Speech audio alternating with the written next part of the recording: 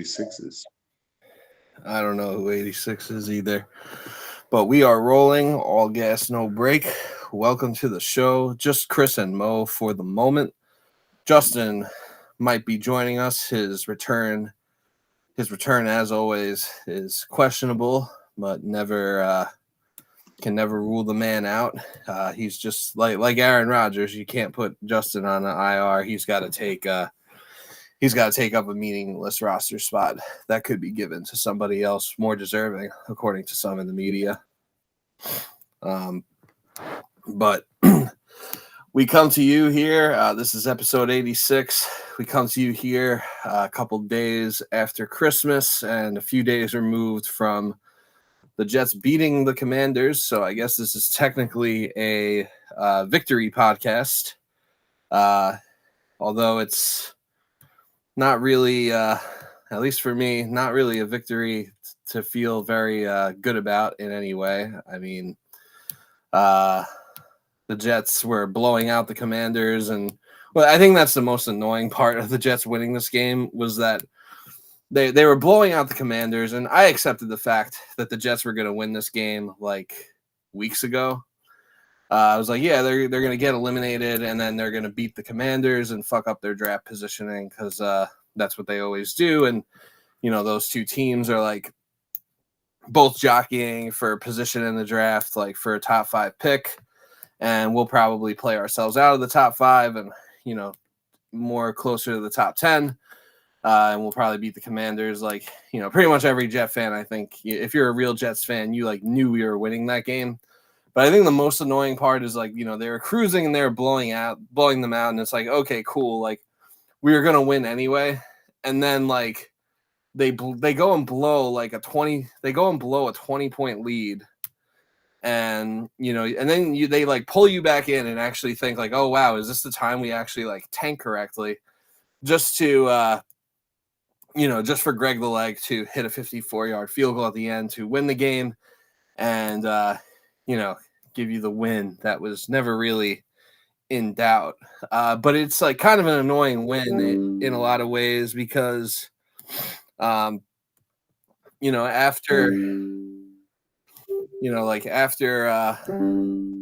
it came a day after a report came out that Woody Johnson basically said, everyone's coming back. We're not making any changes to the regime.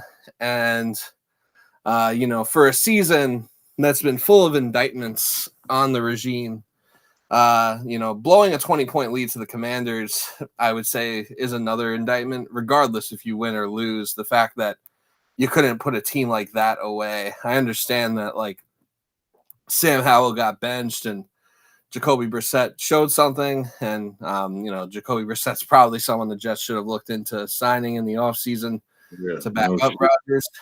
But the whole backup quarterback thing is beating a dead horse at this point.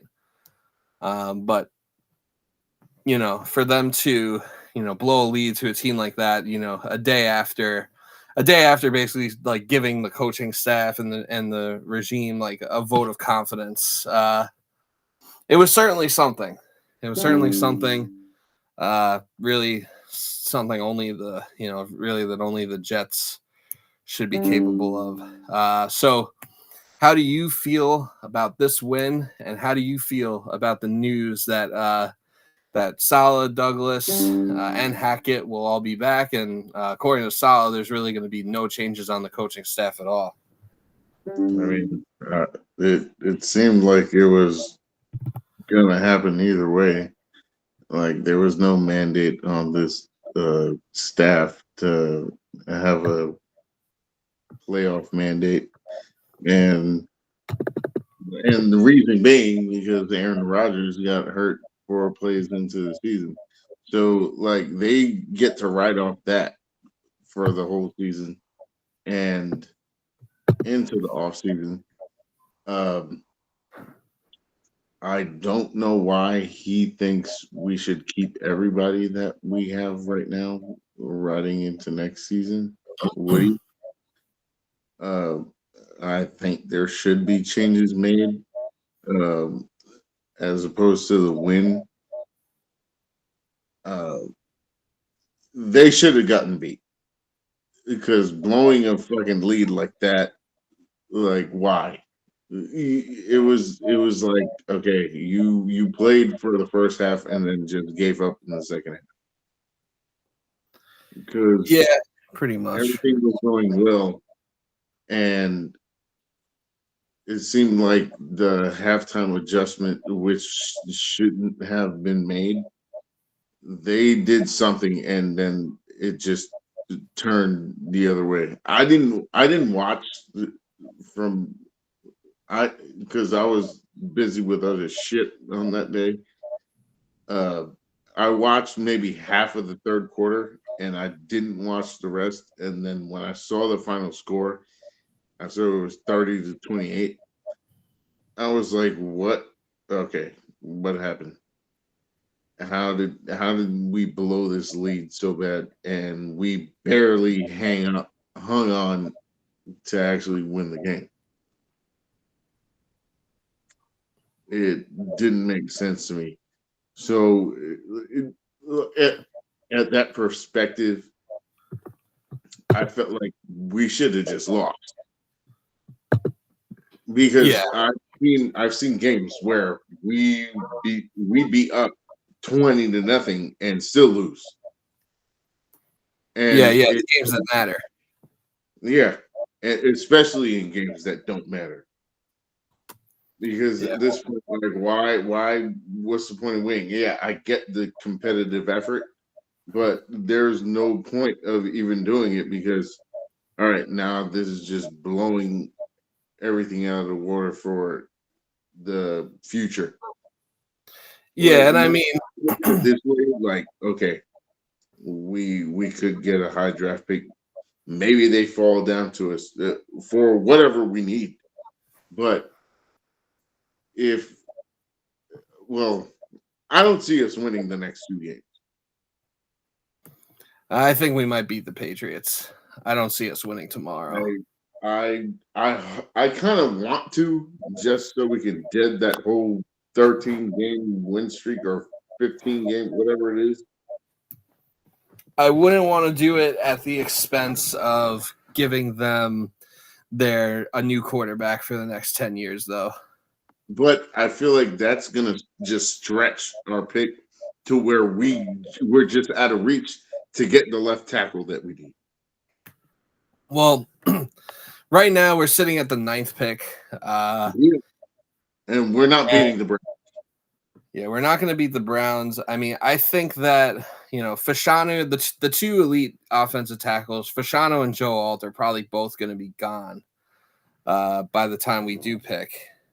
I see Joe Alt falling tonight because Fashanu looks like the favorite. Yeah. Yeah, and I actually kind of think Joe Alt might be the better of the two. I think so. I just still don't know if he falls that far because he's an elite tackle, and there are a lot of those other teams that are picking before us, like the Giants and like the Bears and See, the Giants have a left tackle.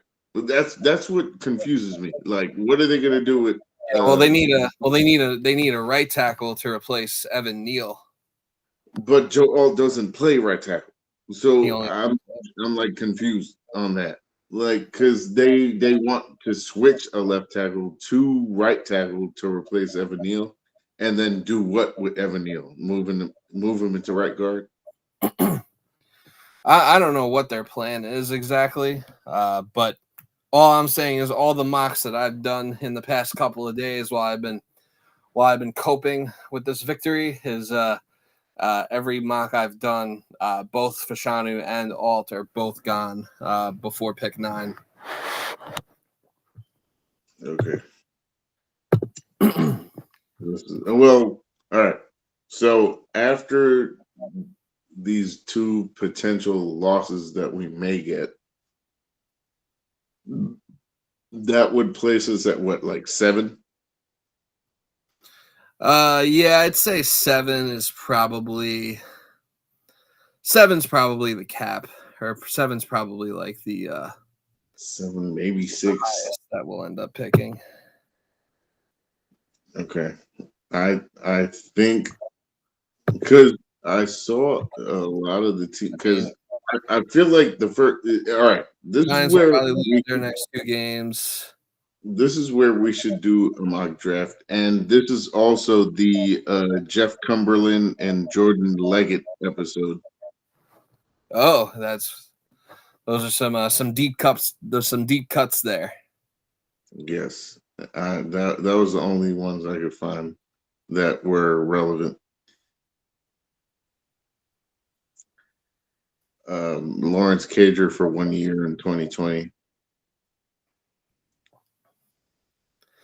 I think we had like some random guy in like the 2000s. I guess Malik Taylor wears 86. Yes, he did. Yeah, well, I guess he got cut, but Malik Taylor wears 86 right now. Okay, so all right. So this is my issue right now. The whole like what 2 years ago it was like Olu for Inu Fashanu, not Fashanu, the one from NC Iquano, yeah, yeah, he kind of sucks. and it was And so someone does else Evan. that were like the two dominant left tackles that everyone said were going to be like amazing, and I feel like this is the same situation, but I don't know. I trust Joe Alt more just because he's a Notre Dame lineman, and Notre Dame linemen have been reliable. And I've seen the history on linemen coming out of Notre Dame. That's the only thing I can hold myself to. And that's why I locked myself in for Joe Alt being basically the Brickshaw Ferguson of our next I'll say 8 years. Decade, yeah. Yeah, I mean, and that's what and that's what kind of that's what really sucks about winning this game Sunday is like, now you don't really even have like, say you wanted to trade up to get Joe Alt or trade up to get Fashanu or whoever, or maybe even like Malik Neighbors or Marvin Harrison Jr. Although I could see Malik Neighbors falling us to us at 9. I wouldn't mind it. I wouldn't mind it. Oh yeah, I'd be perfectly happy if you picked Neighbors. I would just try to fix the O-line and free agency if that was the case. Yeah, depending on where we fall. It's going to be pretty hard or almost impossible to do in one off season though, because I mean, like fucking. Like we need like 3 new starters at least.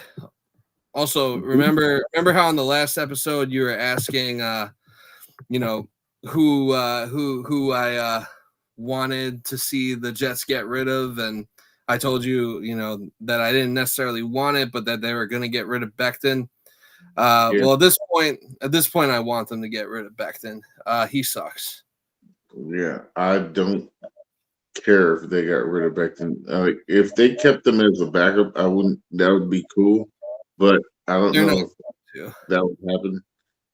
Dwayne Brown also season-ending injury, or he's on the IR. We got rid of we got rid of George Fan and Morgan Moses for him. That's great. Now either one of those could fill the right tackle spot. I think, at least. And I thought they were serviceable at right tackle. Both of them. I mean, I don't know if I see either of them coming back. No, I don't, but it would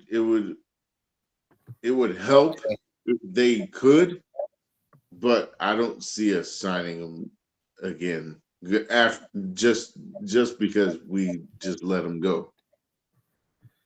Yeah, I mean, what sucks is that it's kind of hard to trust this regime, unless the picks are basically it's kind of hard to trust Joe Douglas in the draft with his drafting unless the picks are basically turning themselves in like they did in 2022.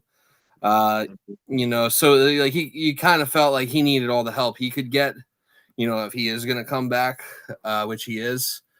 Right. So it sucks in that sense. And, now it's like, even if you want to trade up to get like a Fashanu or a Joe Alt, like you don't really have the ammo to do so because you don't have a second round pick. So you're probably gonna have to go the free agency route to try and, I wouldn't even say fix the O line, but at least patch it up. I mean, because I don't think you're fixing this O line in one off season. I Even think if we we're had gonna more overpay resources. for the right tackle. We're gonna have to overpay for a right tackle. Yeah, I mean, maybe we can pry. Maybe Rodgers can pry Bakhtiari away from Green Bay, but I kind of think he might just stay in Green Bay because The he's only got. person I can think of, and he's a guard, is Kevin Zeitler. And he can play either left or right guard, but I'd rather have him play right guard and then put AVT at left guard because he did dominate his rookie year. And then if we end up drafting Joe Alt, I'm starting Joe Alt. Yeah, he has to be a day one starter if you draft him. Yeah. Right tackle, it has to be someone else that they might have to sign two free agency offensive linemen. Yeah, I mean, they're probably gonna have to sign at least two. They're gonna have to sign at least two to get the offensive line to a point where it's Serviceable. even serviceable and average. Because right now it's just abysmal. Like they re-signed McGovern, and then Titman can play right guard, and then put AVT back at right tackle. But every time they put him there, he gets hurt. Yeah. Although I have, I was listening to a space the other day. Will Parkinson was in it, and he was saying that the Jets' best offensive line, like, would actually be for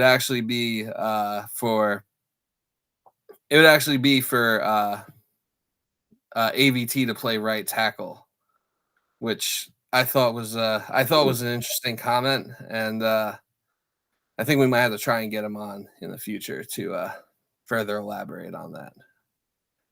Yeah, I think we should. I think we should do it on the next podcast. Agreed. Yeah. So, yeah, that was an interesting comment. I mean, I could maybe see it. I mean, because if you think about the resources we have now, if Right. McGovern comes back and he's your center, you put Titman at right guard. All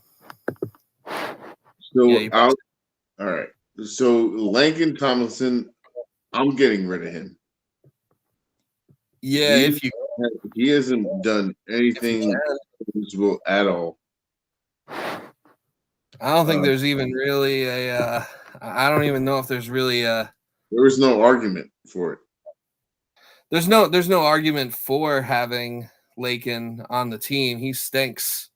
But he's blown so many coverages where it's like, okay, why are you here? And I think he got covered up, at least in San Francisco, where it was Trent Williams basically helping him on his coverage. Yeah, I mean that seems to be what it was. But I mean, with Lakin's contract, could we even would we even be able to get out of it? I almost feel like we're going to be stuck with it for at least It another what year. 1 more year? Because it was a 3-year deal, right? I want to say 3. Yeah, I think it was a 3 or 4 year contract. I'm looking it up right now. I'm gonna say 3. Yeah, he signed a 3-year, $40 million deal. Mm-hmm. He has, so next year's the last year. Apparently he restructured. He would have a dead cap hit. I think if we cut him next year, he would have a dead cap hit of it looks like he would have a dead cap hit of $10.7 million. Okay. So All right, that's still bad. But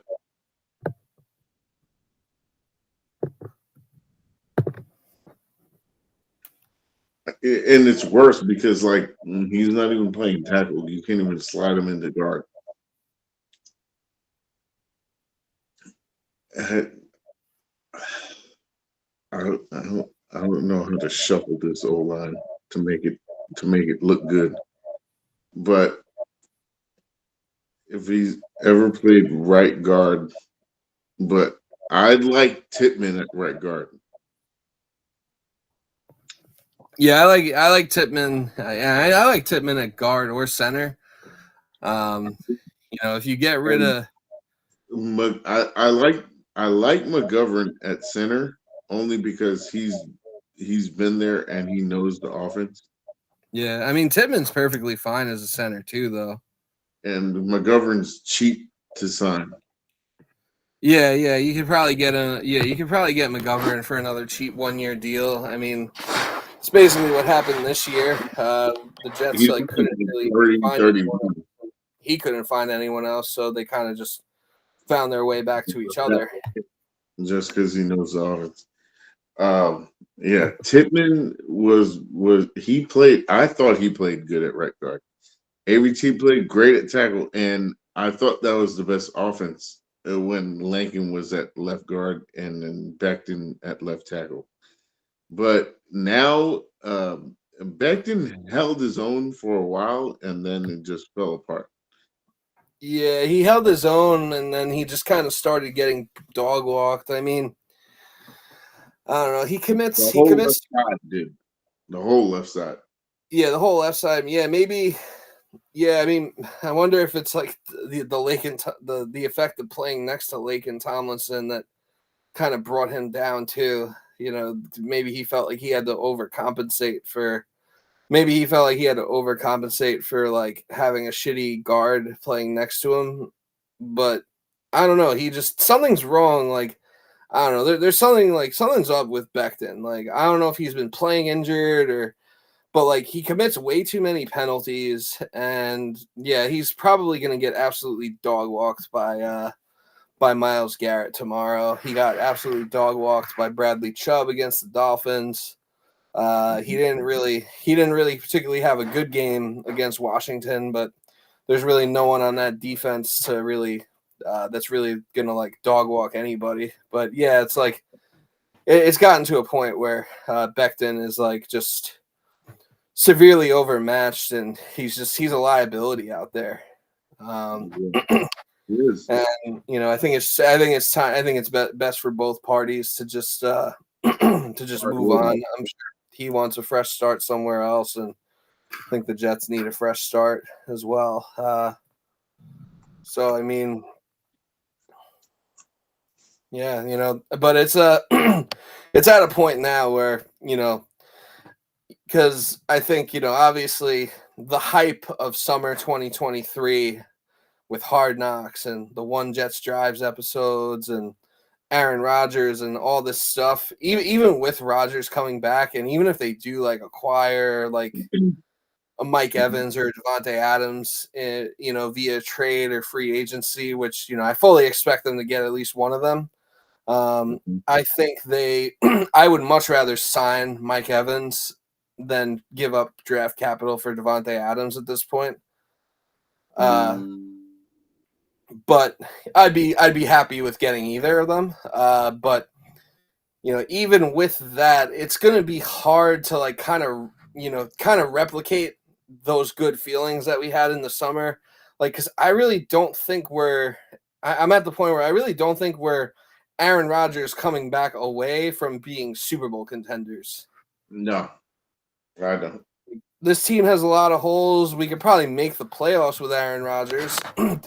Maybe win a playoff game or two with Aaron Rodgers, but I don't think we're competing for a Super Bowl with this roster. The entire offense that needs help.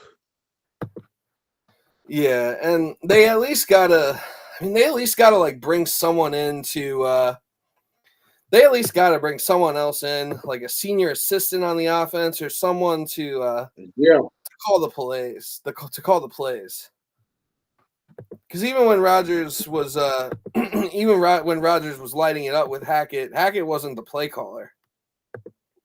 Yeah, I know. He wasn't.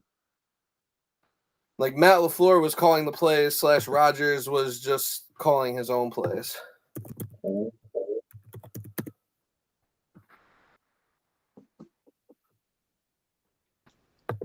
That's what I thought. That's what it seemed like. Yeah.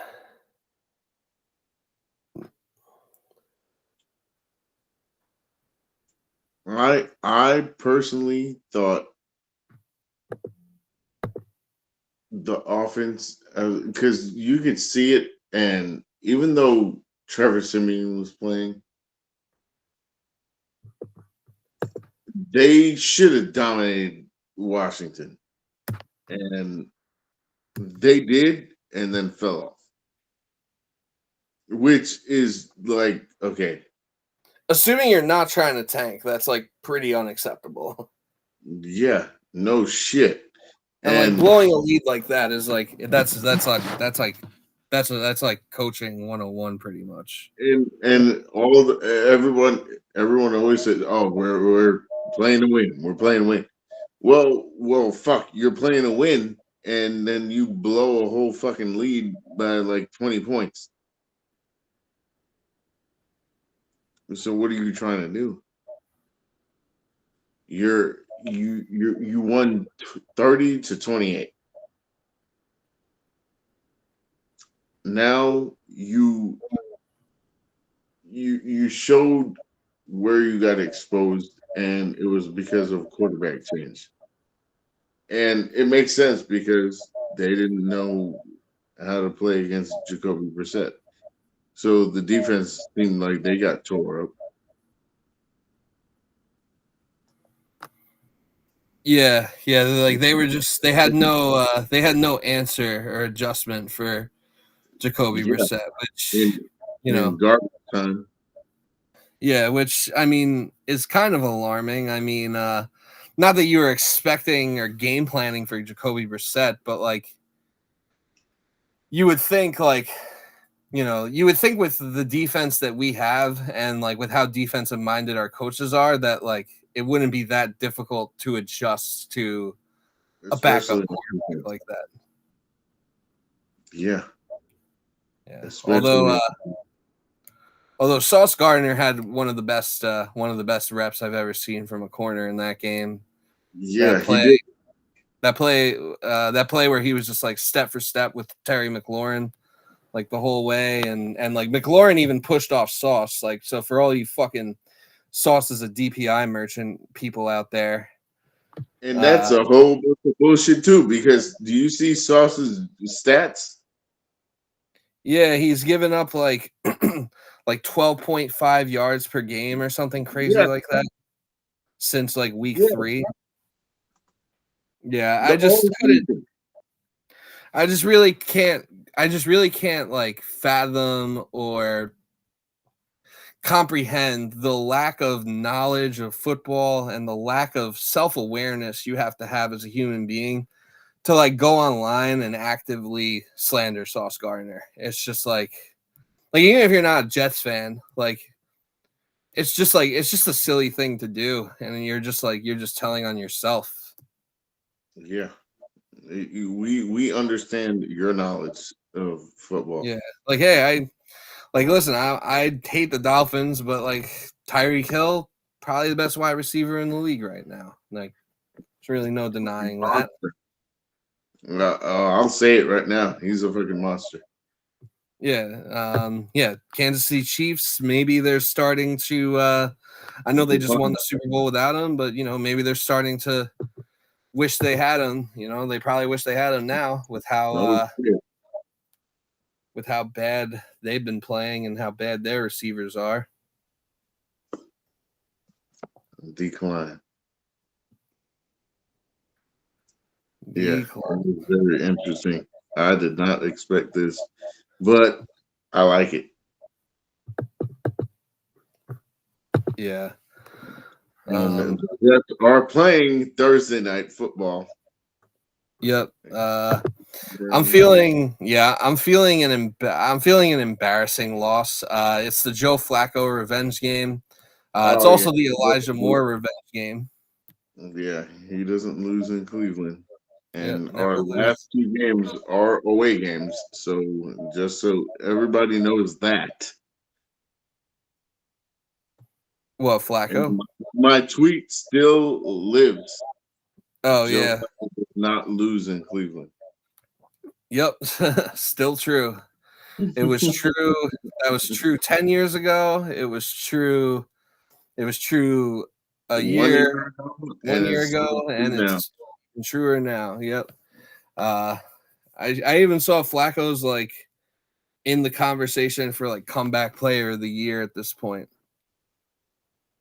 And it's like hard to like fault the Jets for like not giving Joe Flacco a call, considering like how poorly it worked out. Like when Joe Flacco was on the team last year.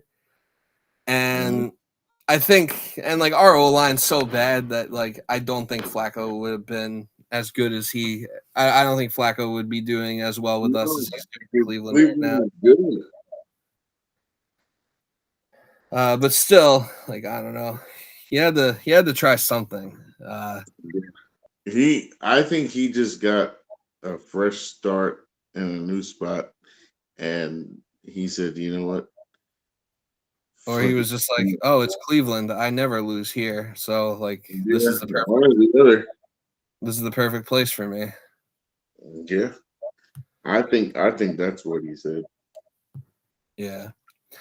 So I mean, really, what I'm looking for tomorrow, as far as tomorrow goes, I would like the Jets. I'm perfectly fine with the Jets losing this game. Would prefer for them to lose, obviously, to not fuck up their draft pick any further. But like, I would also like for them to like not get embarrassed in a primetime game for once. It seems like every time we play in primetime, it's just like an absolute shit show. So like, yeah, even if we lose like competitively, and I would like to see our defense kind of bring Joe Flacco a little bit down to earth, because all this talk of this Joe Flacco resurgence, like Linsanity run that he's been on this year. I feel like they would. Yeah, so it would be nice if they could kind of bring him down to earth and like humble him a little bit and maybe shut people up a little bit, because I feel like anytime like someone who was on the Jets like goes somewhere else and plays well, like the natural reaction is to clown the Jets. And I mean, they definitely deserve clowning for a lot of different reasons, but it would be nice to kind of just like, it would kind of just be nice to like put that to bed a little bit. I definitely want to see Breece Hall have another good game for fantasy reasons. That was like the only part of the last game that I was happy about was Breece Hall having a 95-yard receiving and a 95-yard rushing game, his second of his career. That he's. I'd also like to see Garrett Wilson. Keep chipping away at 1,000 yards, or maybe even get to 1,000 yards in this game. I think he only needs He will get to 1,000 yards in this game.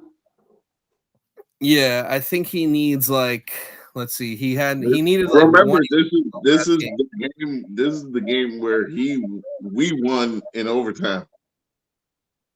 Yeah, with Joe Flacco throwing in the ball. Yeah, I think Garrett only needs like I want to say he only needs like 42 yards to get it. Wait, which Garrett? Garrett Wilson. Oh, I thought you meant Garrett. Oh no, I'm talking about I'm talking about Garrett Wilson getting 1,000 receiving yards.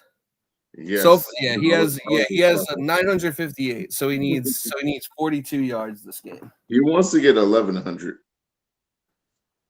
I heard him talking on Bart and Han.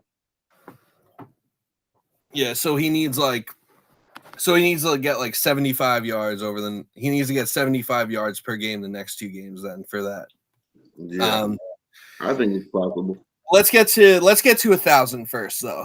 Get to 1,000 tonight or tomorrow night and then from there already Brees Hall has passed Bilal Powell. What's that about Bilal Powell? Brees Hall has passed Bilal Powell on receiving yards. Oh, like all time for the Jets? Yeah. Yeah. That's kind of crazy. I mean, it's crazy how fast he did it. It's also crazy how high Bilal Powell is like in the rankings of like Jets history, like for yards and shit. Yeah, well, no shit. We don't have anyone that broke any good records. Yeah, we just don't have anyone. Or haven't had anyone. We just haven't had difference makers for so long that like someone like Bilal Powell like passing touchdown leader. Yeah, like I mean, like Jets fans in a lot of ways, Jets fans are very, very stupid group of individuals. But one thing I will say for Jets fans is like, like I don't know how much other like fan bases of better teams would be able to appreciate a guy like Bilal Powell. Like I don't know how much like like a Chiefs fan or like a Steelers fan back when they were really good or like a Ravens fan would like really appreciate a guy like Bilal Powell. Because I mean he really did it all. He did. He was like the key, especially when we were trying to make the playoffs when we had Brandon Marshall and Eric Decker. Yeah, because they Ivory was our workhorse.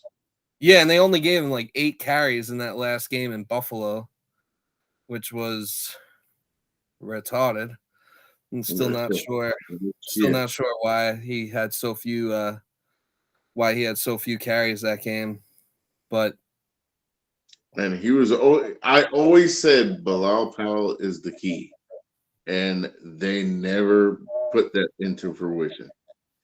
Yeah, they kind of did during that 2015 season, but like they tried. Never really enough. They couldn't find. They never really did it. It was kind of like Zeke and Tony Pollard. Yeah. They always gave the ball to Zeke, but never Tony Pollard. And Chris Ivory, which he was not like Zeke at all, but he got the job done. But they should have incorporated Bilal Powell more. Yeah, and like with the whole Zeke and Tony P thing, it's like once they kind of figured out how to use both of them, Zeke was kind of past his prime anyway, and Tony Pollard was just better at that point. Mm-hmm. Although Tony Pollard's kind of overrated now, in my opinion. No, he is. He is. I have him in my dynasty league, and he puts up a lot of duds. He is overrated. He definitely is our RB2. Yeah. And, I think that he definitely is overrated. He has the potential to be second and third down back, but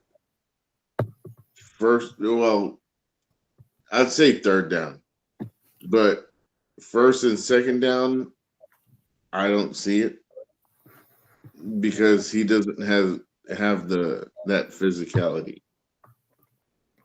Right.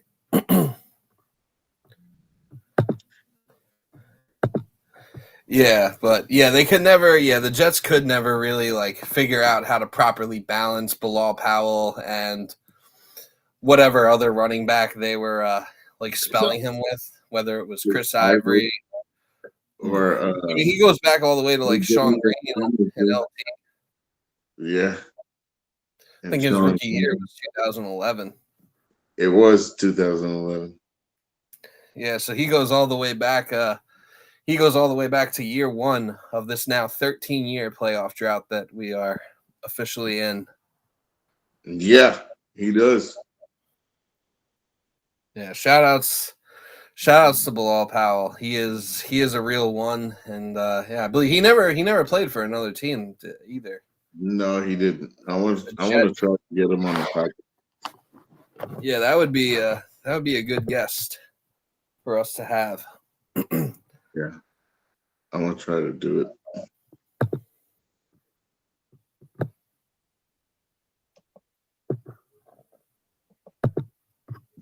Yeah, but what else? So is it time to do a mock draft? I feel like we are in. I feel like it's draft season.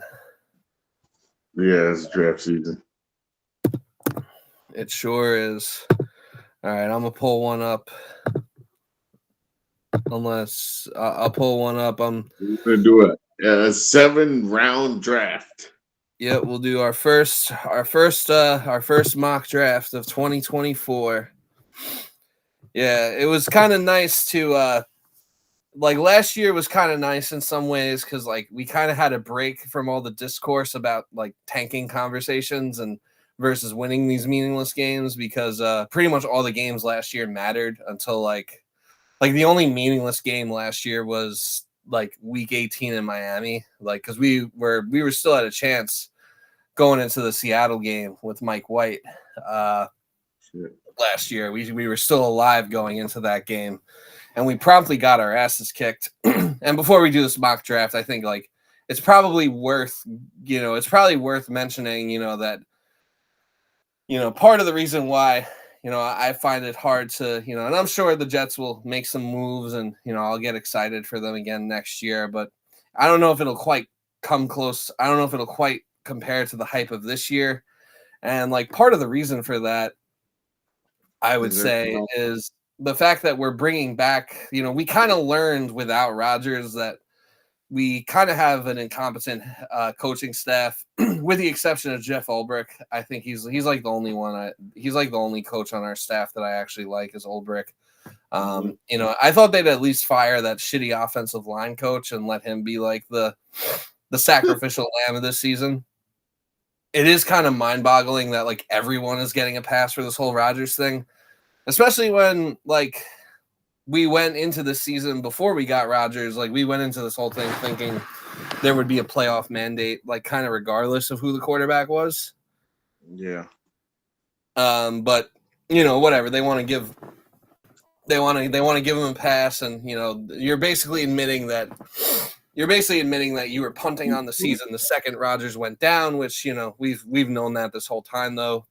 Was it Keith Carter? Yeah, Keith Carter, the O-line coach. But it is worth mentioning that in elimination games, Robert Saleh has lost 30-0 against the Dolphins this year in an elimination game.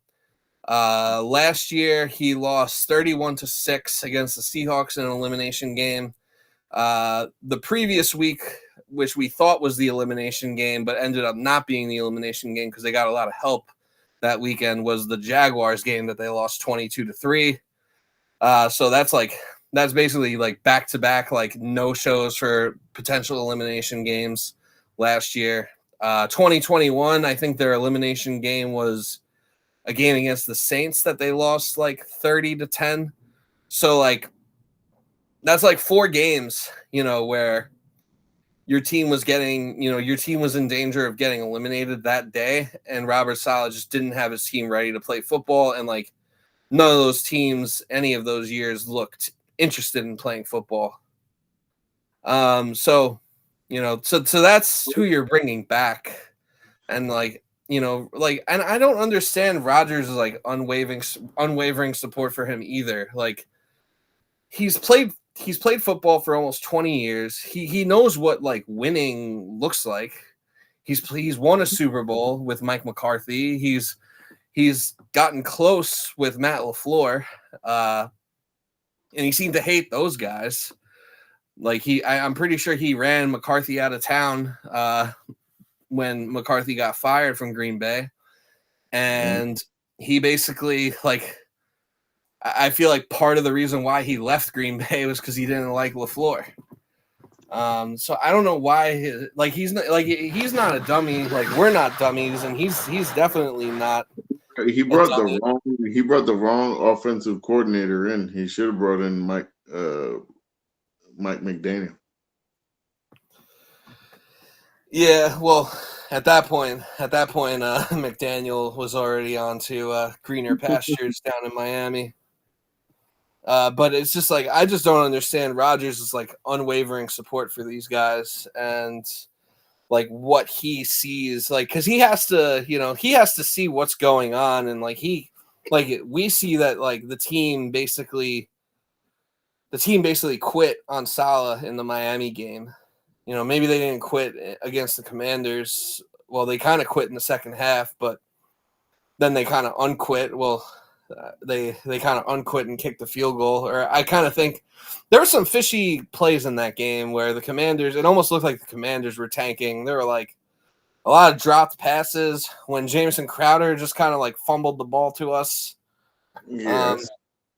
Yeah, that was a little sus.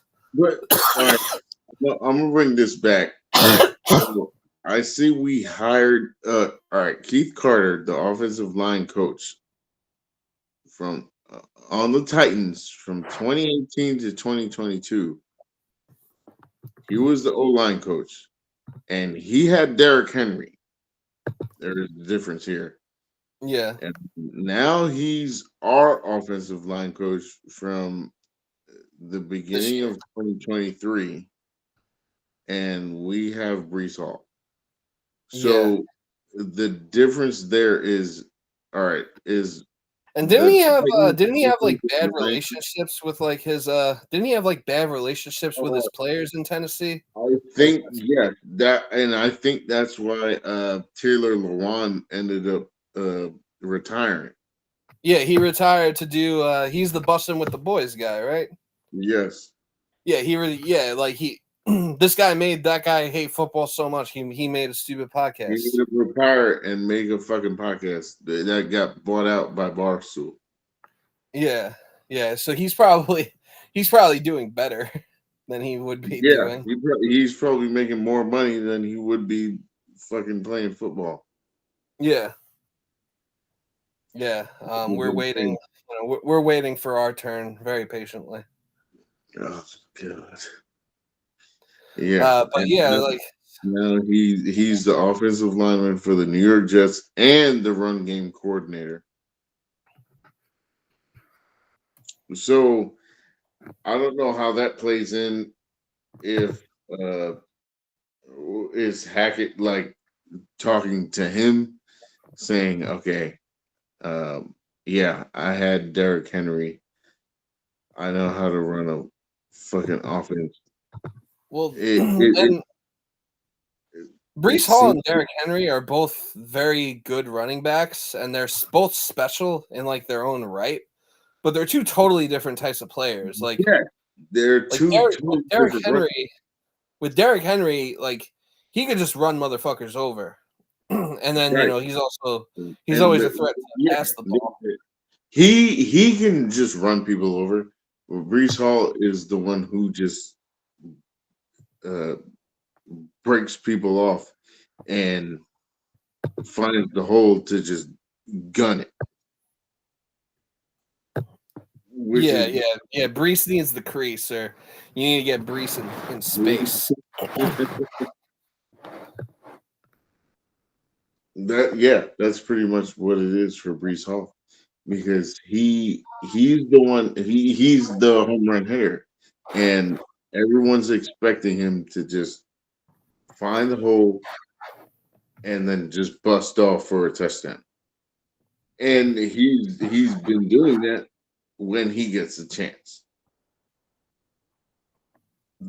But being the fact that the offensive line hasn't been good, and he's still finding ways to do it, especially in the last game.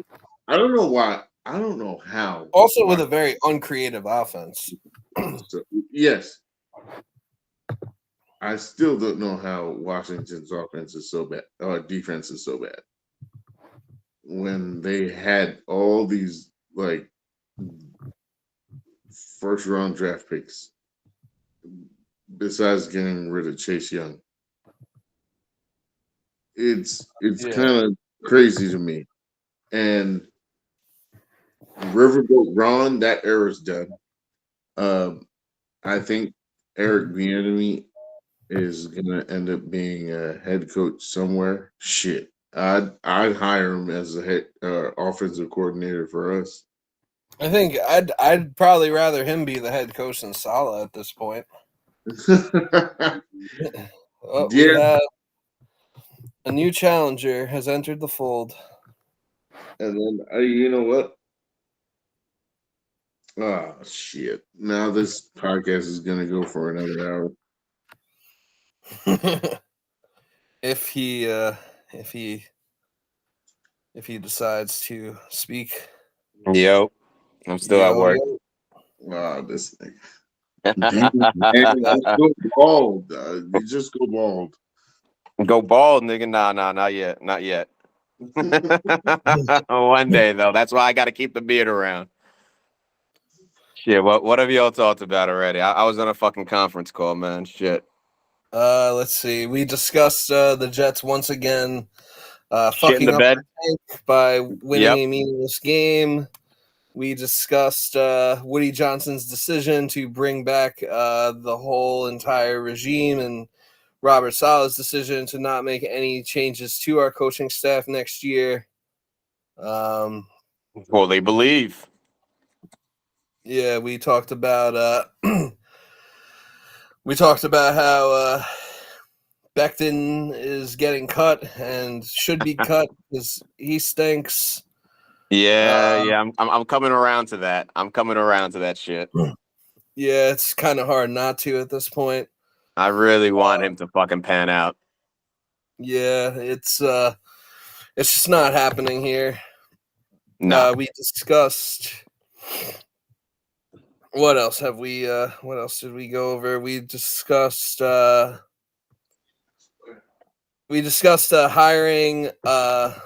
What's his face from Tennessee, the offensive line coach, and how much of a disaster he is, and like the fact that we hired him even though he had like bad relationships with like his players in Tennessee. Like Taylor Lewan like basically retired to like start his own podcast because like this guy was such an asshole. And then we decided, oh yeah, that's the guy we need. And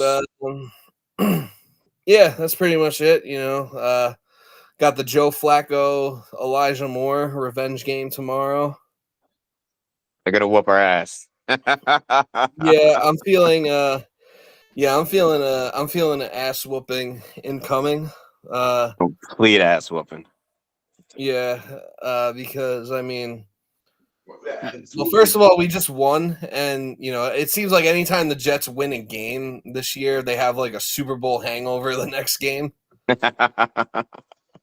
Like with the exception of winning 3 games in a row against like Denver, Philly, and the Giants. Yeah. Like they beat Buffalo, no showed the next week, and when they beat Houston, they no showed the next week against Miami. We discussed so we'll probably no show unless Simeon pulls some shit out of his fucking ass. Yeah, I highly doubt that'll happen. I honestly wouldn't even be surprised if we see Brett Rippon at some point tomorrow. Oh yeah, bring me my boy Brett. I don't know why I like him. Yeah. Why does Justin come in sounding like Woody? don't disrespect me like that. Nah, nigga, you sound like Woody. Like Woody Johnson or Woody from Toy Story? Woody Johnson. Woody Johnson, yo, fuck that nigga. Give me that Woody chain though. I'll wear the Woody chain. He needs to sell the team. Woody. Nah, like I don't got faith in Ripien. I just like the fucking change. It would just be funny at this point. Yeah. Like we've already had 4 starting quarterbacks this year. Like, what's a 5th? Let's make history. It's fucking terrible. Yeah, just Goddamn let Ripien Jets. start the last game against New England. What do you guys think? I think we win that game. You think we beat the Browns? No, the Patriots game. Browns are gonna whoop our ass. Yeah, I think we beat the Patriots too. It would be fitting to beat them and send them to their next quarterback. Bruh. And their next coach. Yep. Belichick's going in San Diego. Oh man, that's gonna suck. Get a damn left tackle. Yeah.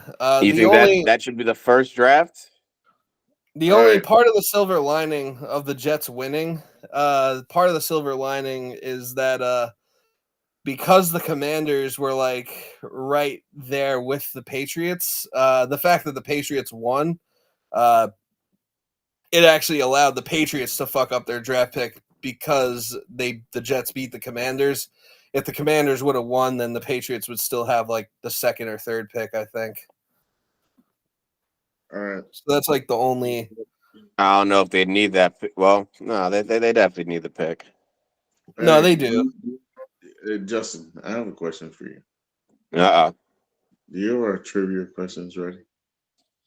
Like I've been working. Oh Lord! All right. Anyway, Hacker, we're gonna do this mock draft. The Jets are gonna lose clearly to the Browns. I hope. Jets country, let's ride. Oh yeah. Speaking of which, so I just fired up the mock draft. I will share my screen now. Speaking of let's riding, looks like it's the end of the Russell Wilson era in Denver. They get rid of him? Yeah, they're deactivating him for the last 2 games. No, that's fucking hilarious. Yeah, so they're deactivating him because there's like a clause in his contract where like if he plays these next 2 games or like if he fails a physical by getting hurt, they would owe him like $37 million guaranteed. And I guess they asked him to like restructure his deal and shit, or to I guess to negate like the clauses for these things, and he said no to like all the options. So Diana Rossini reported today after the news came out that he wouldn't play the next 2 games. Which it's wild that they're doing this when they're not even eliminated from the playoffs. Yeah. That is insane for them to do that when like they legit have a chance to win the division. Yeah. Yeah, technically that's like still in the cards. Casey has to lose out, which I doubt's going to happen, but I doubt it. But I mean, who knows? It'd be fucking funny to see. It would be pretty hilarious. But thank you to the Denver Broncos for shutting down Russell Wilson. Hopefully, this basically guarantees that my under 8.5 wins for the Broncos bet will cash. Nice. That's right. But let's get into this mock draft. So I actually started the mock draft up. I'm going to share my screen now. Yes. What pick are we? 9. So we are the 9th pick after Oh, after losing or after beating Washington. So What's the Falcons pick? what's that? What's the Falcons pick? The Falcons Pick have 10. the 10th pick, and they are offering us the 10th pick and the 78th pick for pick 9. I take that shit. Oh, nigga. We also have the Steelers offering us picks. They want picks 9 and 73, and they want to give us 17, 48, and a second rounder. Did you take the Falcons one? I didn't take either of them yet. Oh, okay. Hold on. Let me do this shit. These are the so Caleb and Drake went top 2. Patriots got MHJ. Commanders got Malik Neighbors. Giants got Alt. Krishan went to the Titans. So yeah, all the so all the good players that we wanted are gone. I feel like we either have to take JC Latham here, or I would accept that Falcons trade. I like JC Latham. Yeah, should we roll the dice and move back one pick? I think Latham will be there. Yeah. I'll go back. I'll take the trade. Okay, so hopefully they don't snipe us here. Let's see what they take. Okay, so they took Jaden Daniels with the 9th pick. Right, yeah. And now we have the Steelers offering us 17 and 48 for pick 10 and 160. Brock Bowers is such a good pick. Yeah, that is tempting. I'll take JC Latham. We got the Rams offering us 23, 54, and 85 for pick 10. And we got the Texans offering us a whole bunch of picks. Should we tell all these teams to go fuck themselves? Yeah, I don't like any of those.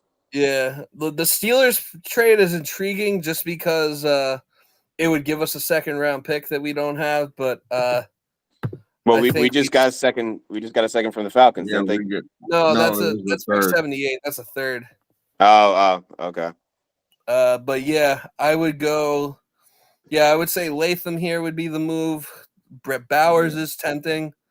So is Coleman is tempting too. Yeah, so is Rome Odunze, the Washington guy. But I think you know what, Roma Dunze, I don't know. I'm kind of iffy on him. I think the right thing to do. I would say. I think the right thing to do would be to take Latham. Yeah. So 100%. I like JC. Do the right thing. Take JC Latham, and now we wait till pick 78. I should have sped this thing up. You can't do that right now. I don't think. No, so. It's too late. Yeah. It's too late. Apologize. I know my singing's amazing. Oh, this thing is singing.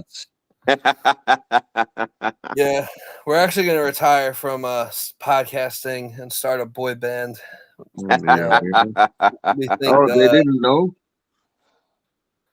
Well, they know now. The cat's out of the bag. I saw Shedeur Sanders got drafted by Green Bay. It's called two niggas, one Chris. Damn. Chris is in Paris.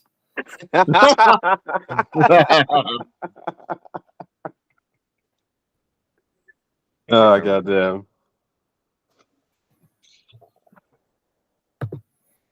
The Islanders are losing by a touchdown. You're fucking lying. I didn't even fucking put the game on. Yeah, we're losing 7-0. Jesus fucking Christ. I'm going to reject this trade from the Vikings. Wait. See who we got. What? Let me see who we got. Who's available? Yeah. So these are the people available. These are Pro Football Network's rankings, so they kind of suck. Yeah, they do suck. Fuck that. Make the trade. Make the trade? Hold on. Scroll down a little bit. Scroll down a little bit. Should we take Chris Jenkins? I was thinking about it. It feels like destiny. I feel like we do We do need need- D tackle. Yeah, we do need another run stuffing tackle, and it feels like destiny because we had Chris We had- Jenkins. We did have it. But he's good though. That's the Michigan one, right? Yeah. Yes. Yeah. I do like Chris Jenkins. Yes, do it. Are they All right. related? I No. believe he's his son, no? They're not related. I have Are no they? idea. Shit. I have no idea. That'd be funny if they are related. Chris Jenkins, Michigan.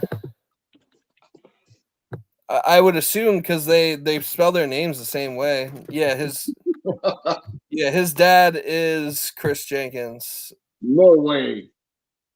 Yeah, that's his son. Hey.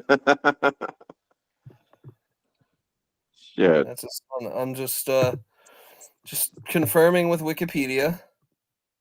Yeah, he is the son of Shea DeLoach and NFL former defensive tackle Chris Jenkins.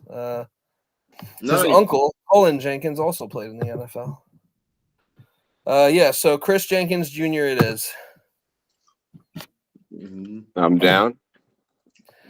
And now we pick again. The Steelers are offering us pick 82 and a 7th round pick that they got from the Commanders for pick 78. Well, we also have this offer from Denver. They're offering us 79 and 191 for 78 and a 6th round pick next year, 2025. I like the Denver offer better.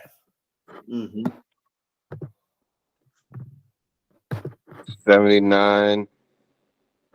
That ain't bad. Yeah, I'll take this Not Denver like- offer.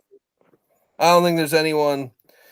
There's no one really here that I'd be like in love with, or like that we devastated need. if Denver sniped us on.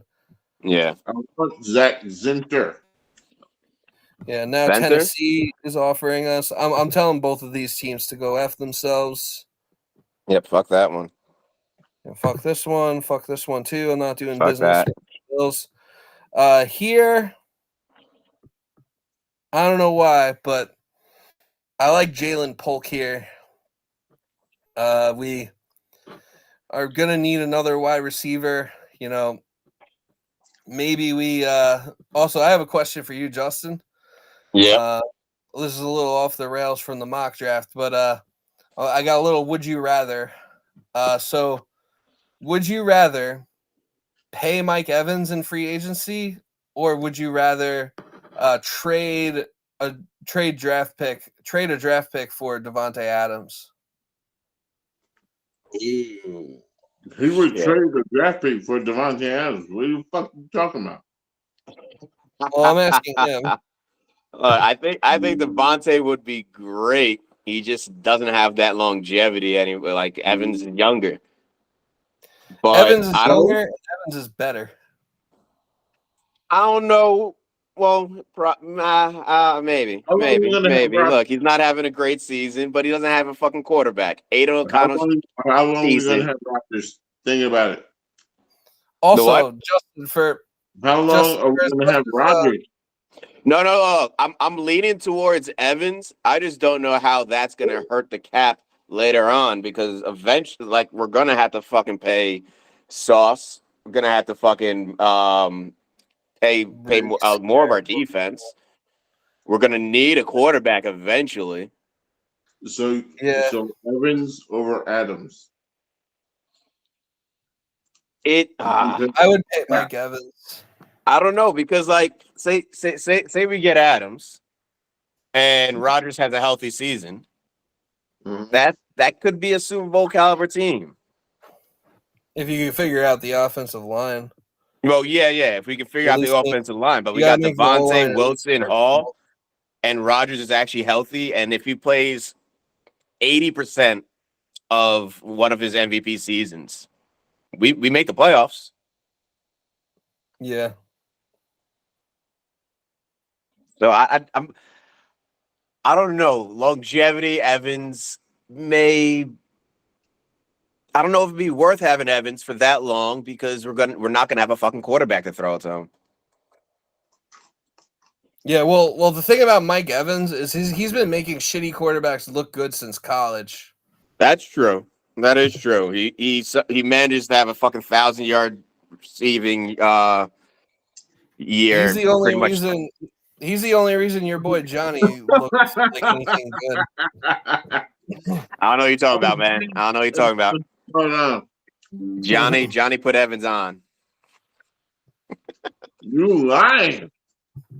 Anyway, while we were on the topic of wide receiver, I did want to bring up I think Justin should be more of a stan for Mike Evans than he is, because I'm kind of a Mike Evans stan, Mike Evans truther, if you will, and Me too. considering how good he made your favorite quarterback look, I think Mike Evans deserves more love. Look, man, you gotta put some respect on my name. My favorite quarterback is Lamar. Yeah, imagine what Mike Evans would do with him. They wouldn't lose a single game. If Oh shit, they would not. Lamar They would had more not. passes. He should go to the Ravens. That'd be a dope team. That would be. I mean, the Ravens are already a dope team and probably going to win the Super Bowl. I don't know. I think it's going to be them and the Niners. The Niners might take it. A rematch of Christmas. Did you watch the game on Christmas? The Ravens. Yeah. Oh, yeah. No. Look, man. Purdy had a terrible fucking game. I don't think he would do that in the Super Bowl. Well, I think unless I don't think the Niners win a rematch unless they start Sam Darnold from the beginning. Yeah, when they put fucking Sam in, I was tight. I was kind of happy when they put him in. Motherfucker. Anyway, for this pick 79, I like Jalen Polk here.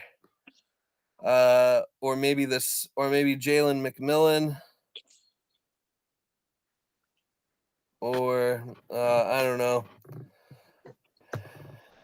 Don't really know if we need, I don't really think we need any of these defensive guys. I could scroll down a little and see who else is here, if there's anyone. I mean, I'm not gonna lie and pretend I know who these people are. I mean, Devontae Walker. Zach Zinter. Who? Zach Zinter. Michigan. The guard. So he's available. I feel like it's a bit of a reach here. Not there. All right. Yeah, so maybe later we'll get him. You know why he dropped? Because he got hurt. Yeah.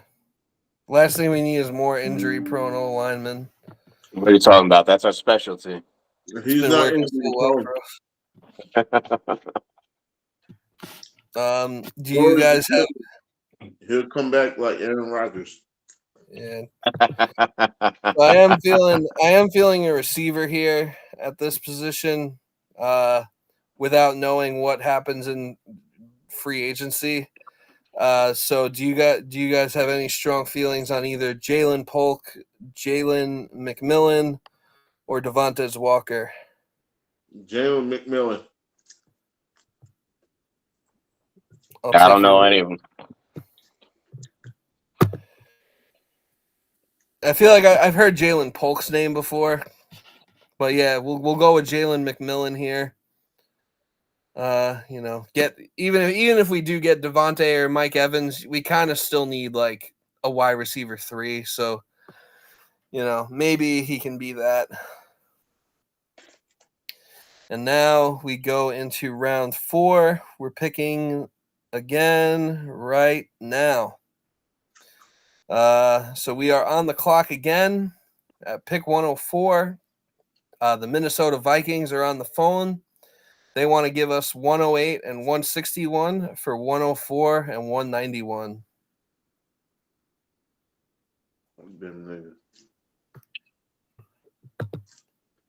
Might do that. Yeah, should we do this? I'm gonna do it.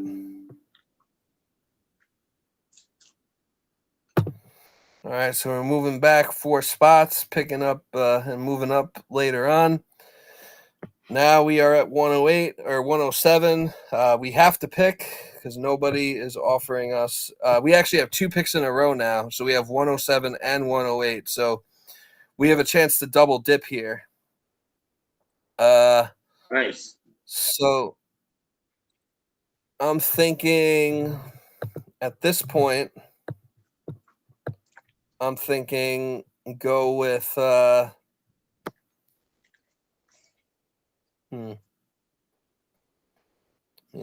all about offense. I mean, I don't know about you guys, but I mean, we could draft a tight end here. We're probably cutting CJ Uzama, so maybe we draft a tight end to replace him.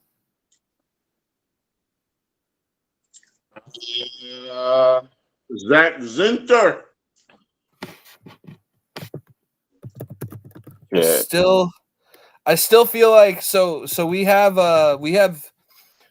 this pick and the next pick. I feel like we could get Zinter and then we have pick 161 and 168. If Zinter's still available at 161, which I think he will be, I think that would be the place to get him. Then pick him there. Okay, so who should I pick now? Should I take maybe Ben Sinnott or Cade Stover or maybe this Notre Dame running back or maybe this Wisconsin running back? Is the Michigan running back still there? What's his name? Blake Corum. What is it? Blake Corum? Yeah, he's available. Yeah, take him. All right. Another 4th round running back. Now we have the next pick, and Jacksonville is offering us pick 110 and pick 213 to move back 2 spots. I'd do it. Fuck them niggas.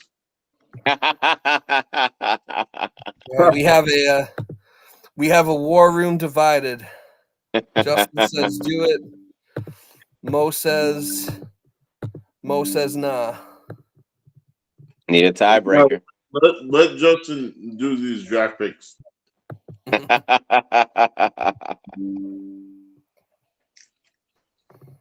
I will. I'll do the next one. Okay. I will accept this trade because it's only 2 spots. Yeah, I figure why not? Yeah, Atlanta's offering us some shit to go back 5 spots. Think I'll tell them to go fuck themselves. And now we can make a pick. We're letting Justin do this one. Let me see them wide receivers. Got Johnny Wilson. Uh-oh. His name's Johnny. Yeah, and his last name's Wilson. That's like a double whammy. We got Jamari Thrash, which is kind of a cool name. Orande. Yeah. Feels like a bit of a reach at this point. I don't know any of these motherfuckers. He's actually the Prince of Uganda. I say go with Johnny Wilson. Oh God.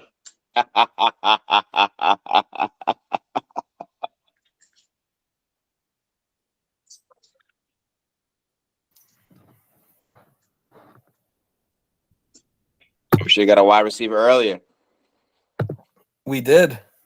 Oh, but did I see nothing. Yeah, but I see nothing wrong with double dipping, especially in these late rounds.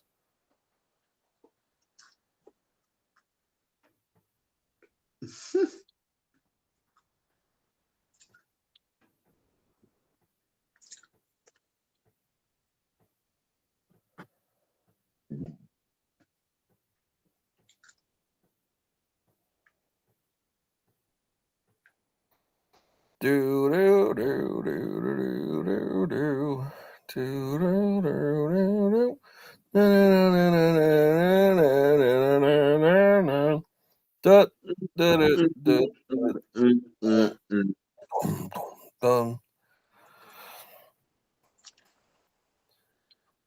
All right, we have pick 161, and I think now is the time to take your boy Zach Zinter. Zinter. All right. Good pick. Zinter in the 6th round. I don't know if he'll fall that far in real life, but we will take it. I want to say 4th round, but in 6th round, Yeah. Let's see. Now we are picking again at 168, and this will be our last pick until the 7th round. I would probably take a flyer on another offensive tackle here, just to have like another body on the line and to have some depth on our line. So I would probably go with either Anthony Belton or the pit boy Matt Goncalves. However you say that name. And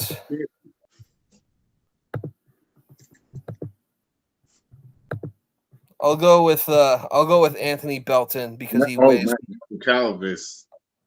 Who? Matt Goncalves. All right, I'm gonna take Goncalves. I saw him before. I've probably seen him before too, because I've been to pit games this year, or I've been to one pit game this year. I probably just didn't know who he was. He's not bad, but I don't know how he measures up to the NFL level. Yeah. Yeah, I mean, really, no one knows how any of these people are gonna. Yeah, it's hard. Johnny Wilson's the next. Whatever name. The next Antonio Brown. If that happens, I'll give Justin $1,000. I'm holding to it. Only if he does it for the Jets, though. Yes, only for the Jets. If he goes to the Jets and ends up being Antonio Brown or better, I'll give Justin $1,000. Yeah. Also, can we talk about how Antonio Brown should undoubtedly be a first ballot Hall of Famer? Yes. Yeah. But he's not. But he's not going to get in because the league does not want to see him make a speech. No, because the league does not. They could induct him, just ban him from the ceremony. They don't want CTE niggas in there.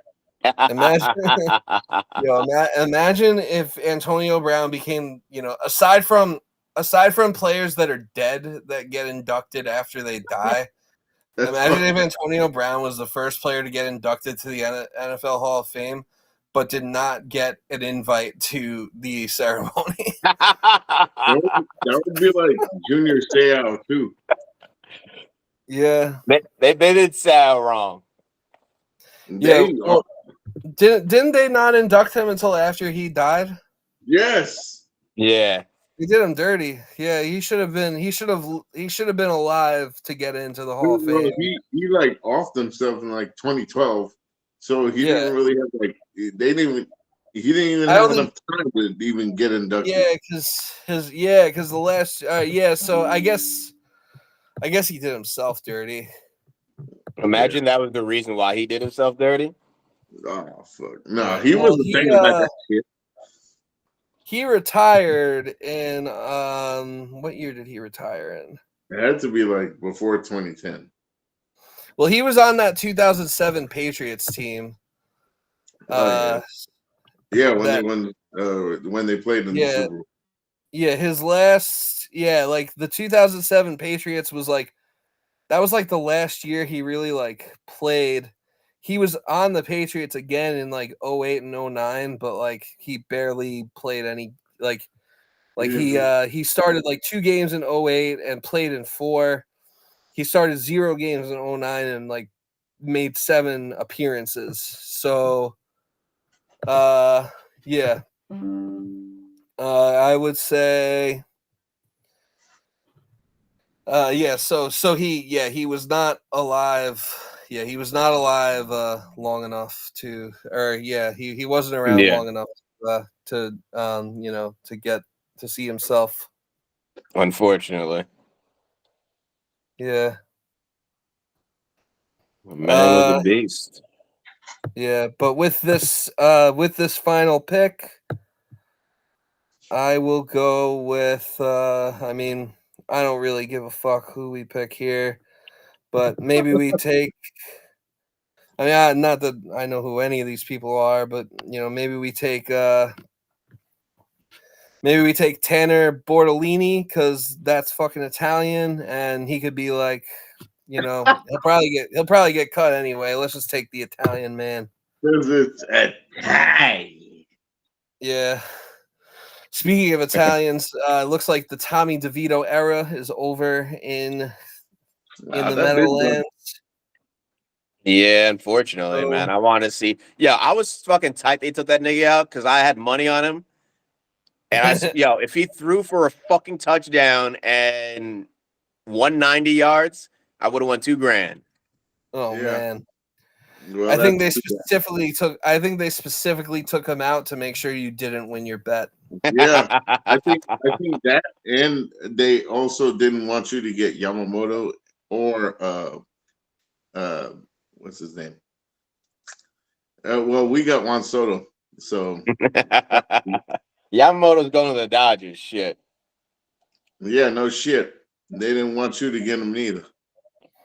All right, we'll get him when he's old and he's done.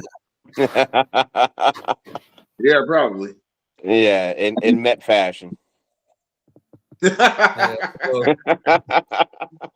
so in summary, we've got in this draft, we made a lot of trades. We did not get any assets for next year, but we got JC Latham, so we got like the third best tackle in the draft.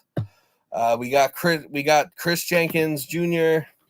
We got Jalen McMillan, Blake Corum, Johnny We got Wilson, Zach those- Zinter, Mac Conclavis, and Tanner Bortolini, the fucking Italian. So a lot of people like Samoan. yeah. So offense, with the exception of Chris Jenkins. The defense is set. So hopefully, even if the Jets were to do this in a real draft, and if like half of these offensive players were to pan out to something, that would probably be good for us. There, we got the next AB. We're good. Yeah, we got the next AB. So with that, I guess there's no trivia this week because no one did their homework. So Yeah, man, my bad. Hey, Justin said he was gonna do it, so I did. Then work happened. I should do it over the weekend. I got work too, motherfucker. But I'm still at work. Shit. he's been working so hard, getting money at work.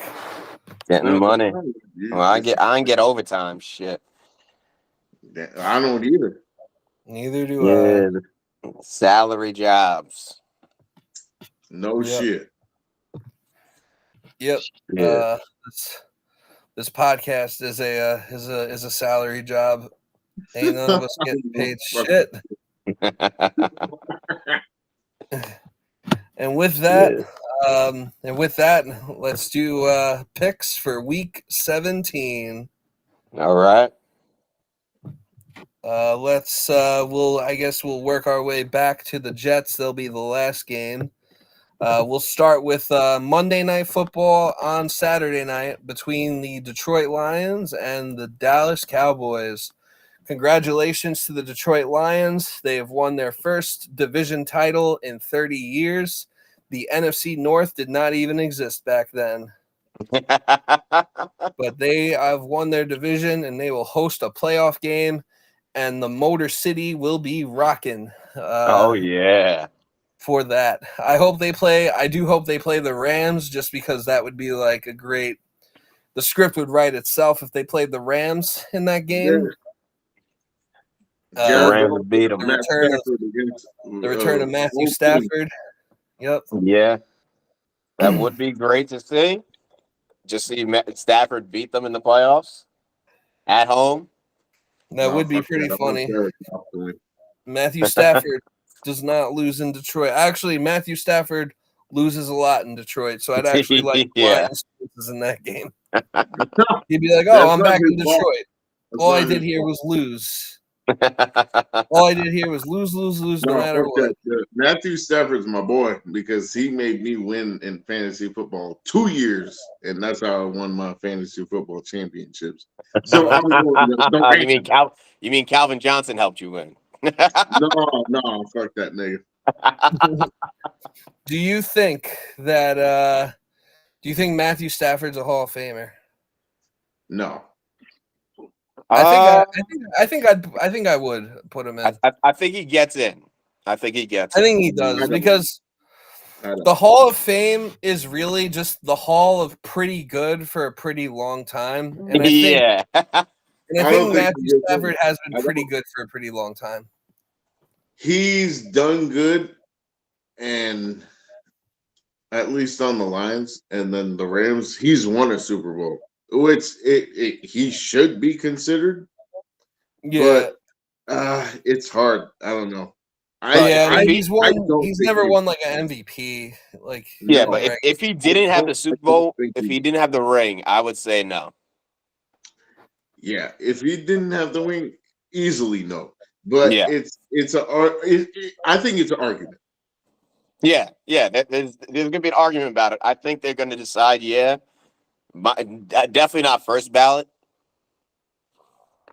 but I think he gets in. That's tough. I'll say yes. Yeah, I don't think he gets in on the first say ballot, but I do think he gets in, and I wouldn't have a problem with it.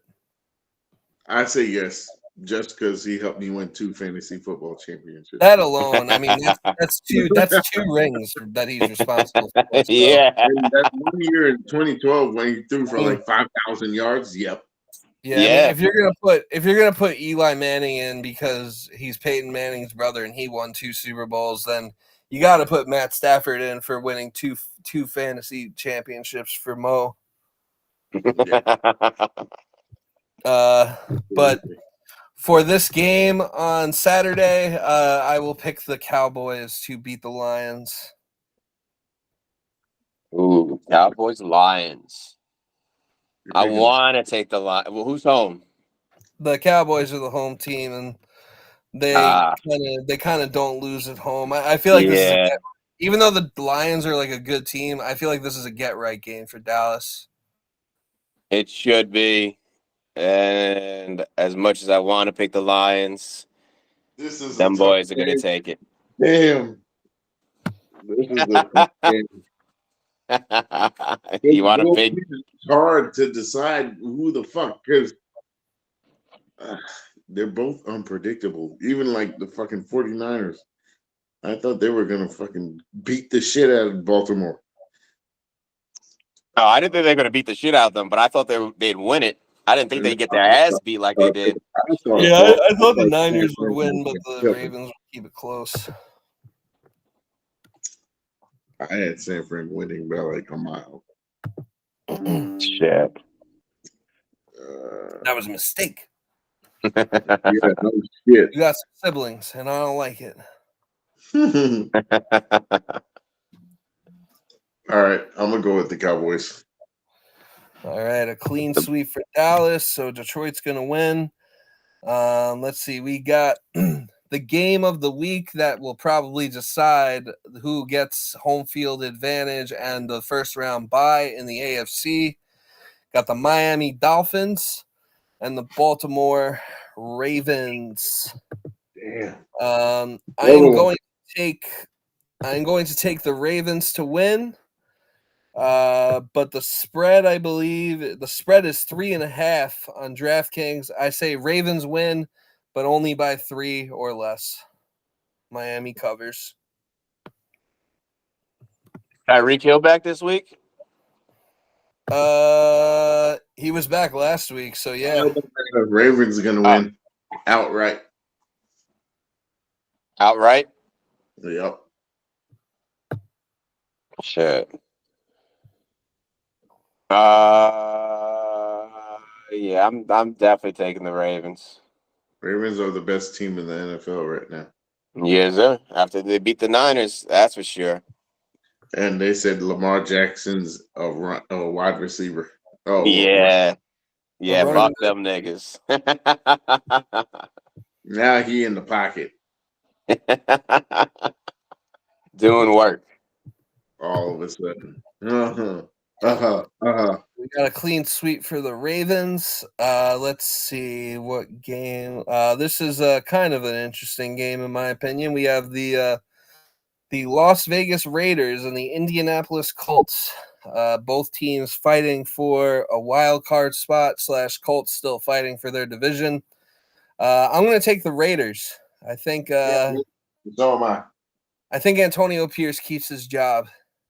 Yeah, Pierce has been killing it.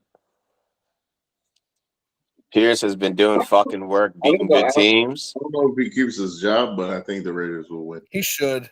Yeah, I if think he he doesn't deserves keep his job, the team is stupid. Well, it's the Raiders. Yeah. Fucking. He better keep the fucking job. I got them to win too. Like he's been doing work. Yeah, they also hired Josh McDaniels. Yeah. I think Mark Davis will see how much Antonio Pierce has like galvanized that team and that locker room, and I think he's gonna have no choice but to bring him back for at least another year. Yeah, I think so. The locker room loves him. So is that a clean sweep for the Raiders, or? Yep, clean sweep. Yeah, I took the Raiders though. All right. Looking at the games, we have a few we can skip. Let's do Saints.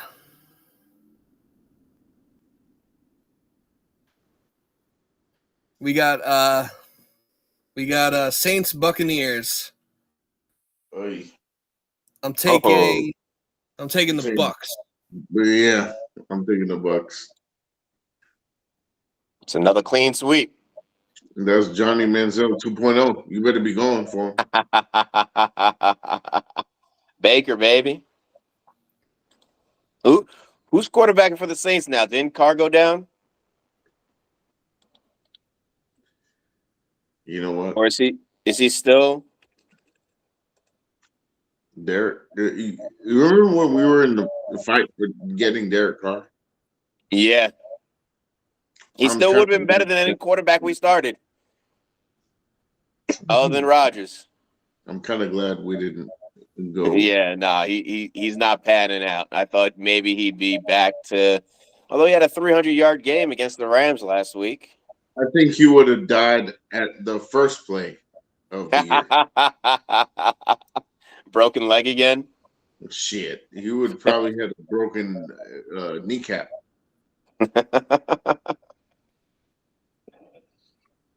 Oh, man.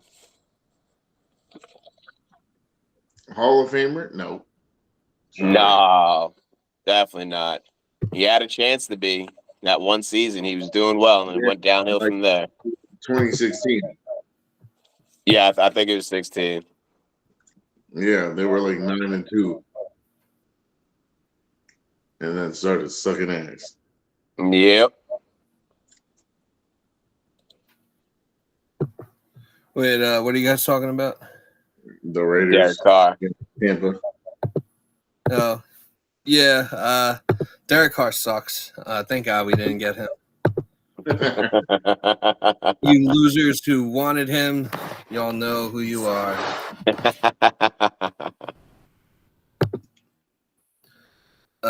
So we got a clean sweep for the Bucks. Got clean sweeps for days here. We have the Steelers and the Seahawks next. Ooh.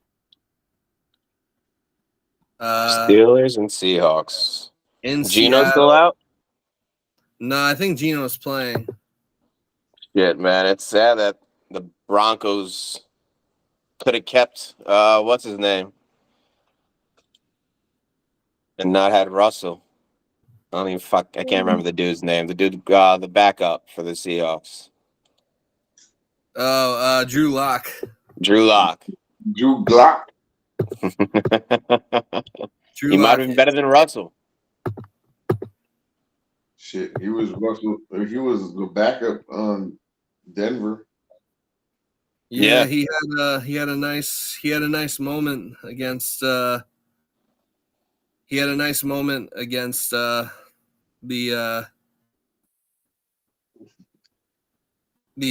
Eagles on Monday Night Football. Yep. Drew Lock went from Drew Glock to Drew Cock.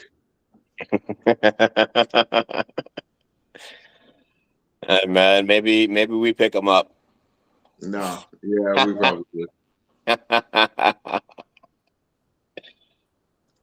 Because we like to sign sorry ass quarterbacks. What if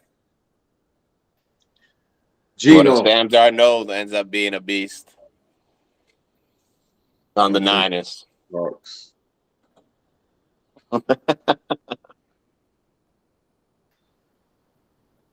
Oh man, I gotta get home and fucking eat.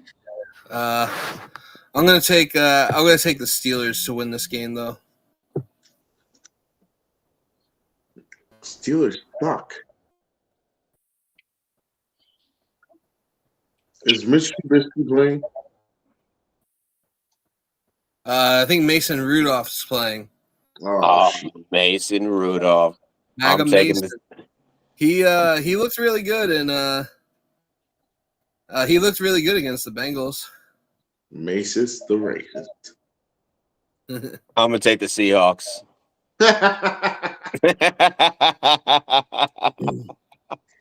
Whatever. Stop copying me. Shit. Mason, you remember that game where Myles Garrett like cracked him? Yeah. Yeah. That shit was insane. Yeah, That shit he was insane. allegedly may or may not have called him the N-word. Yeah. Oh my god. Really? Jesus. Uh, That's what people say. That's just that's a wild thing to say on a football field. Mad random. Yeah. Like, Yeah, especially, and of all the people to say that too, you Yeah. like probably like the scariest person, like that's like the last person I would like say anything like mean to. Like, you know, him and Mike Tyson. This is like the biggest nigga of all time in the NFL. Yeah. He's like right there. And then you're like, yeah, motherfucker. And he definitely hard-hearted. Old dirty bastard with the ER at the end. Yep. God damn. Without a doubt in my mind. Bruh, you from South Carolina, relax. You got to understand, this dude is from Texas. He probably got mad guns too. Probably. Shit. I wouldn't doubt it. A&M. I wouldn't doubt that shit. I ain't fucking with him. Hell no.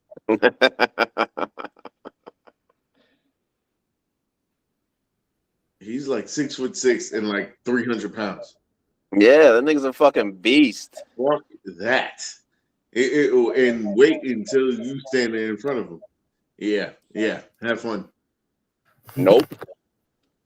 You dumb motherfucker. Yeah, that motherfucker's huge. God damn. She said. God damn. So I got the Steelers. Justin's got Seattle. Mo, who you got? I got Seattle. All right. Seattle. Let's see. We got the Cincinnati Bungholes and the Kansas City Chiefs.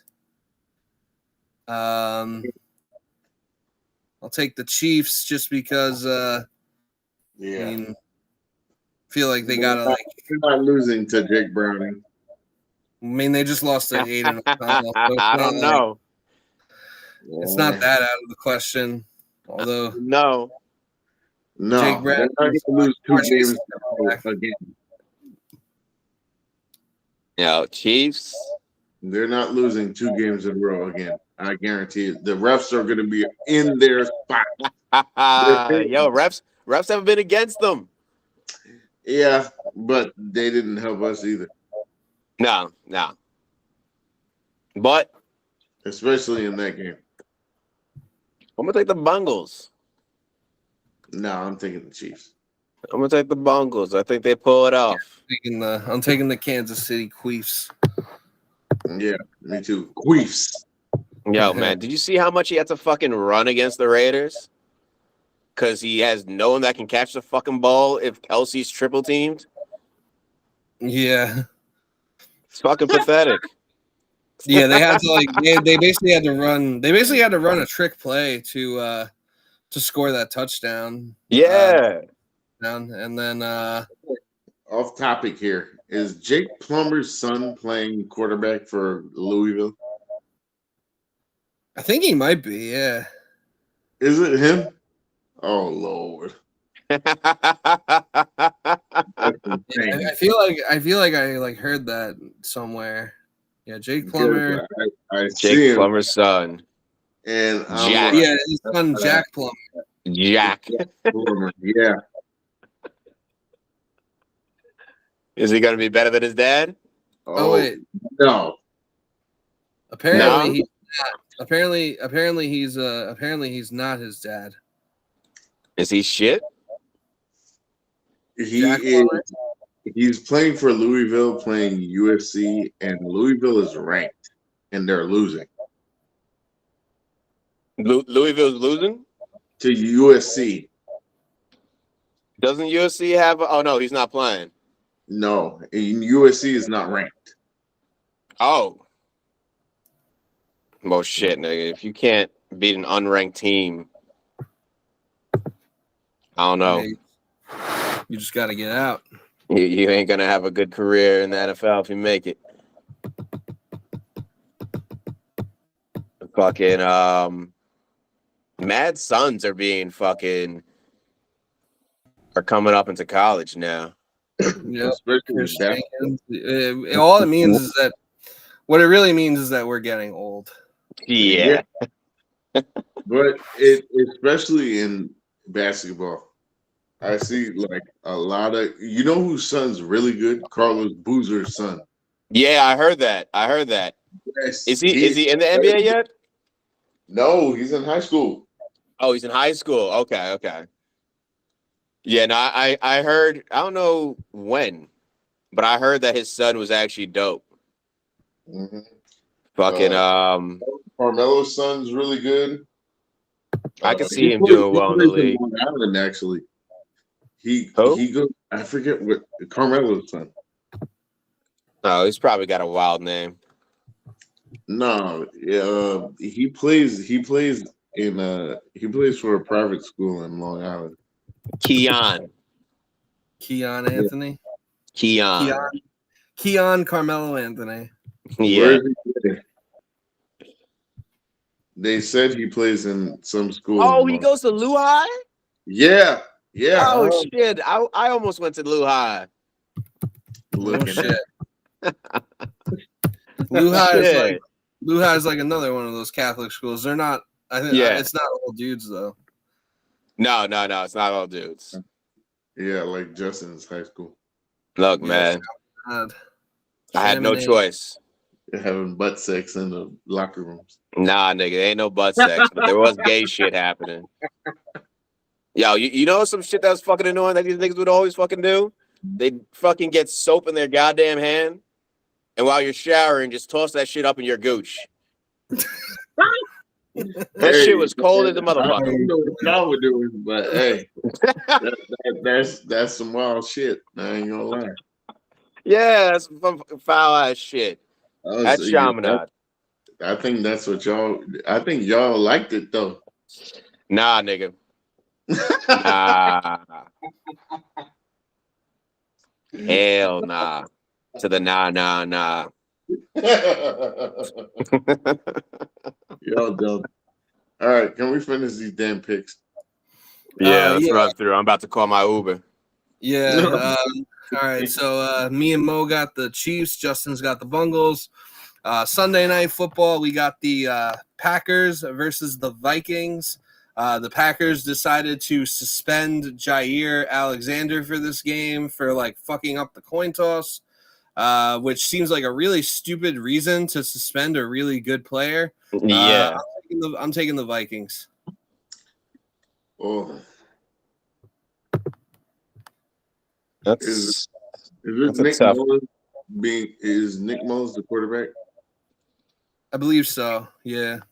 Yeah, that's what I was about to They check. haven't announced the starter, but apparently Mullins, Josh Dobbs, and that other guy are like all in consideration. Yeah, I say put Dobbs in. Yeah, me too. Bring my bald-headed brother back. If they got that much of complication fucking deciding who the quarterback's going to be, I'm picking Green Bay. Taking Green Bay? Yeah. Yeah. Let's take.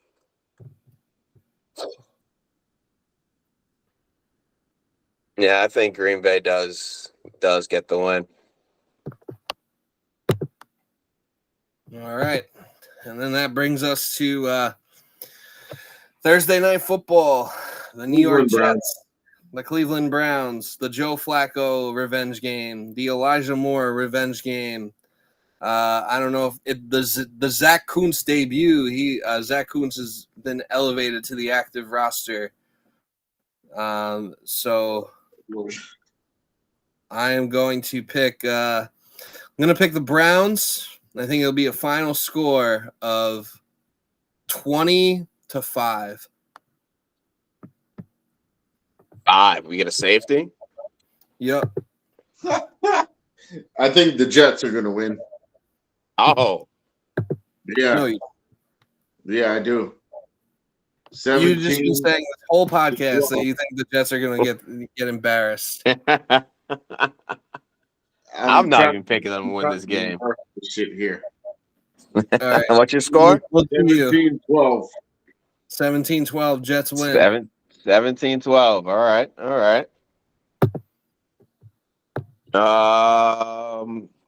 I got the Browns winning. Whooping our ass. I'm gonna give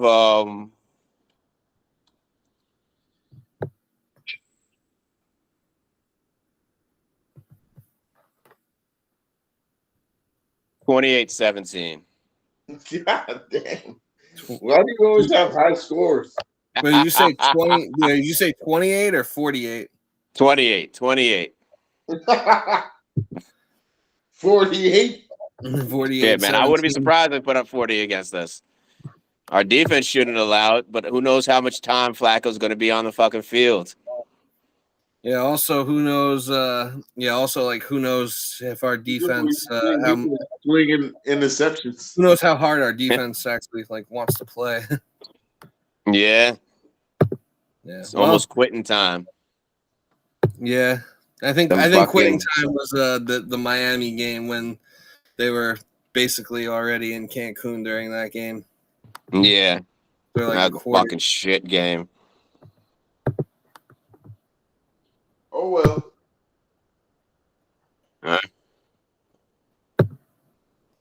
All right. Well, that is going to do it for us.